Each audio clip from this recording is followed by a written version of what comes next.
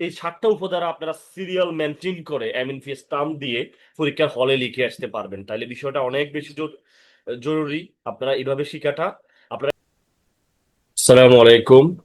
আসন্ন bar council লিখিত পরীক্ষা এবং প্রিলি, বিজেএস পরীক্ষার্থী যারা আছেন এনাদের কথা চিন্তা করে আমরা কিছু প্রশ্ন আমরা খুব সহজে কিভাবে মনে রাখতে পারেন সেই বিষয়গুলো নিয়ে আমরা আলোচনা করার চেষ্টা করে আসছি।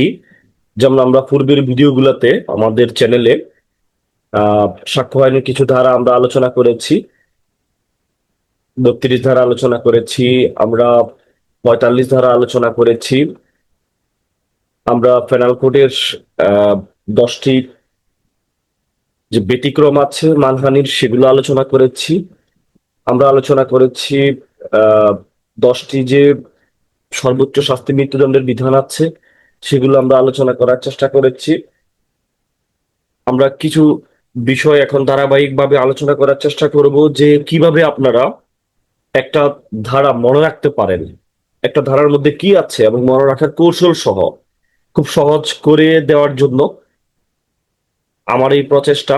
আশা করছি ভিডিওটা আপনারা স্কিপ করবেন না, মনোযোগ সহকারে দেখবেন, অনেক বেশি উপকৃত হবেন। টেনে টেনে দেখলে হয়তো বিষয়গুলো বুঝতে পারবেন না।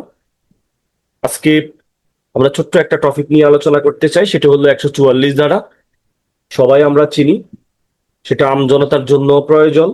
এটা শুধু যারা বার কাউন্সিল ফিলি লিখিত বা বিজিএস পরীক্ষা দিবেন তাদের তাদের জন্য নয়, যারা বাংলাদেশের যত পাবলিক আছে এনাদের জন্য খুবই গুরুত্বপূর্ণ। কারণ বিভিন্ন বিশেষ কিছু মুহূর্তে 144 দ্বারা জারি করা হয়, এই সম্পর্কে আমরা অনেকেই জানি বা অনেকেই জানি না। তো আজকে যারা জানেন না এনাদের জন্য ভিডিওটা মনোযোগ সহকারে দেখবেন। আর যারা এখনো আমাদের চ্যানেলটা সাবস্ক্রাইব করেন নাই, আপনারা সাবস্ক্রাইব করে আমাদের পাশে থাকুন।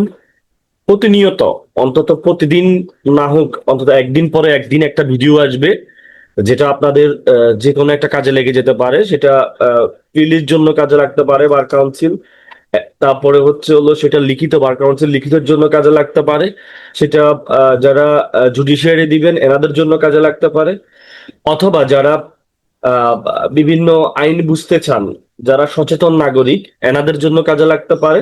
তো এই জন্য আমাদের চ্যানেলটা সাবস্ক্রাইব করে পাশে থাকুন। আশা করছি আপনাদের অনেক বেশি কাজে লাগবে। আইন বিষয়ক সকল বিষয় আমরা এখানে দেওয়ার চেষ্টা করব আস্তে আস্তে। তো আজকে আর কথা না বাড়িয়ে চলুন শুরু করি যে 144 ধারা কি জিনিস। আমরা যদি নর্মালি দেখি, দাঙ্গা হাঙ্গামা বা মারামারি, রাজনীতিক ইত্যাদি কারণে শান্তি শৃঙ্খলা বিঘ্ন হওয়ার আশঙ্কা থাকলে জেলা বা নির্বাহী ম্যাজিস্ট্রেট 144 ধারার আদেশ প্রদান করে থাকে। তাহলে আমরা কি বুঝছি যে এখানে কোনো ব্যক্তির প্রতি যখন কোনো ব্যক্তির প্রতি প্রতিবন্ধকতা, বিরক্তি বা আঘাতের ঝুঁকি থাকে, বা মানুষের জীবন, স্বাস্থ্য, নিরাপত্তার প্রতি হুমকি, বা জনগণের প্রশান্তিতে ব্যাঘাত, দাঙ্গা হাঙ্গামা মারামারি ইত্যাদি সংঘটিত হওয়ার সম্ভাবনা থাকলে উক্ত ম্যাজিস্ট্রেট 144 দ্বারা জারি করতে পারে। ঠিক আছে। আর 144 দ্বারা কোন কর্তৃপক্ষ 144 দ্বারা জারি করতে পারে? সেটা পারে জেলা ম্যাজিস্ট্রেট, পারে অন্য কোনো নির্বাহী ম্যাজিস্ট্রেট, বা সরকার বা জেলা ম্যাজিস্ট্রেট কর্তৃক ক্ষমতাপ্রাপ্ত। হ্যাঁ, এরপরে এই দুই ম্যাজিস্ট্রেটের মধ্যে যে কেউ শান্তি শৃঙ্খলা নিশ্চিত করার জন্য আসন্ন বিপদের ক্ষেত্রে 144 দ্বারা জারি করতে পারেন। আশা করছি বিষয়টা বুঝতে পেরেছেন। এখন কিভাবে এটা জারি হইতে পারে? এটা লিখিত আদেশের মাধ্যমে হইতে পারে, বা কোনো ব্যক্তিকে বা কোনো ব্যক্তি সমষ্টিকে বিরত থাকার নির্দেশ দিতে পারে।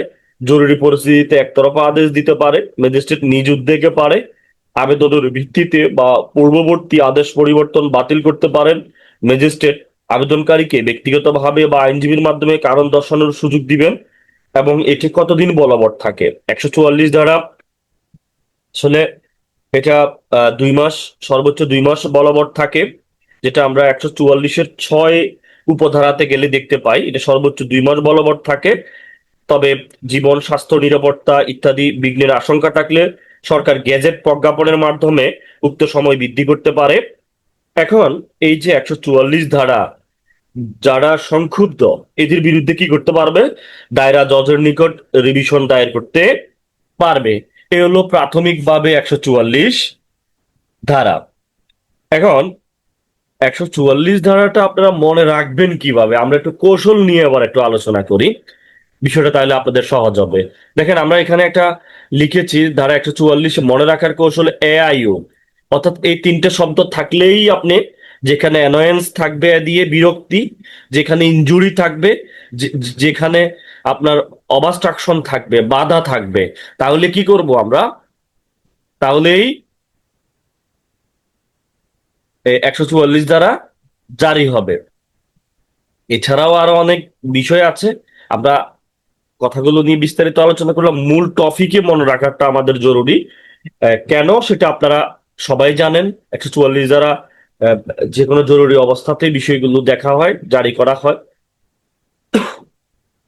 কিন্তু 144 ধারার মধ্যে যারা আপনারা লিখিত পরীক্ষা দিবেন, বিশেষ করে তাদের উদ্দেশ্যে বলছি, এটা মনে রাখাটা আপনাদের জন্য বিশেষ জরুরি। কেননা আপনি জানেন 144 দ্বারা কি জিনিস, কিন্তু ভিতরের গল্পটা সাজাই লিখতে পারলেন না, তাহলে তো হইল না। সেজন্য আপনারা একটা সিরিয়াল মেনটেন করে বিষয়টা যদি দেখেন, তাইলে আপনারা খুব ভালো একটা নাম্বার পাওয়া যাবে আশা করছি। দেখেন, আমরা দেখেন আমরা দেখবো যে 144 ধারা জারি করতে পারে জেলা ম্যাজিস্ট্রেট বা নির্বাহী ম্যাজিস্ট্রেট। তাহলে আমরা বুঝাইতেছি ম্যাজিস্ট্রেট। 144 দ্বারা কে জারি করতে পারে? ম্যাজিস্ট্রেট পারে, সেটা জেলা ম্যাজিস্ট্রেট পারে বা নির্বাহী ম্যাজিস্ট্রেট পারে। আমরা বুঝাইতেছি নোটিশ, অর্থাৎ একতরফা নোটিশ দিবেন, কারণ কোনো পরিস্থিতি ছিল না, যে এখানে দেরি করার মতো কোনো পরিস্থিতি ছিল না। প্লেস, কোন স্থানে আপনি 144 ধারা জারি করবেন? নির্দিষ্ট এলাকা বা ঘন ঘন গমনকারী ব্যক্তি বা জনসাধারণের প্রতি সাধারণভাবে নির্দেশিত হইতে পারে। এরপরে হলো আপনার অল্টাস, পরিবর্তন, অর্থাৎ ম্যাজিস্ট্রেট বা যে কোনো কর্মকর্তা এটি পরিবর্তন করতে পারবে। তাইলে আমরা MNP গেল। এবার আমরা আসছি স্টাম্প কি। MNPটা আসলে যদি আমরা রূপকথ্যে বলার চেষ্টা করি, যারা মোবাইল নাম্বারটা ঠিক রেখে অন্য একটা অপারেটরে কনভার্ট করতে চান, এটাকে MNP বলা হয়। আপনারা খোঁজ নিলে বুঝতে পারবেন। আর এই MNP করতে গেলে কিছু ডকুমেন্টস লাগে, সেটাকে আমরা রূপকথ্যে স্টাম্প বলছি, যদিও উচ্চারণটা স্টেম বা স্টাম্প যেটাই ধরেন, STM যেটাই বলেন, মনে রাখার জন্য বলছি। তাইলে MNP স্টাম্প। তাহলে MDA ম্যাজিস্ট্রেট, কোন ম্যাজিস্ট্রেট পারে সেটা আমরা বুঝে গেছি, জেলা ম্যাজিস্ট্রেট বা নির্বাহী ম্যাজিস্ট্রেট। দিয়ে নোটিশ দেওয়া লাগতে পারে, না দিয়েও আপনি কি করতে পারবেন? 144 দ্বারা জারি করা যাবে একতরফা ভাবে। প্লেস, কোন স্থানে আপনি 144 দ্বারা জারি করবেন সেই বিষয়টা নির্দিষ্ট এলাকা বা ঘন ঘন গমনকারী ব্যক্তি বা জনসাধারণের প্রতি সাধারণভাবে নির্দেশিত হইতে পারে। অল্টার, এটা পরিবর্তন, ম্যাজিস্ট্রেট যে কোনো কর্মকর্তা এটা পরিবর্তন করতে পারে। তারপরে শোকস, অর্থাৎ কারণ দর্শানোর সুযোগ দিয়ে 144 দ্বারা বাতিলের কারণ উল্লেখ করতে হবে। যদি বাতিল করতে হলে শোকসের বিষয়টা আছে, শোকস। আর দিয়ে টাইম, কতদিন এটা বলবৎ থাকবে? গেল, দিয়ে টাইম, 2 মাস পর্যন্ত এটা বলবৎ থাকবে এবং প্রজ্ঞাপন দ্বারা এটা সময় বৃদ্ধি করতে পারবে। এরপরে দিয়ে কি বলতেছি আমরা? মেট্রোপলিটন। আসলে মেট্রোপলিটন এলাকায় কোনো ম্যাজিস্ট্রেট 144 দ্বারা জারি করতে পারবে না, শুধুমাত্র পুলিশ কমিশনার জারি করতে পারবে।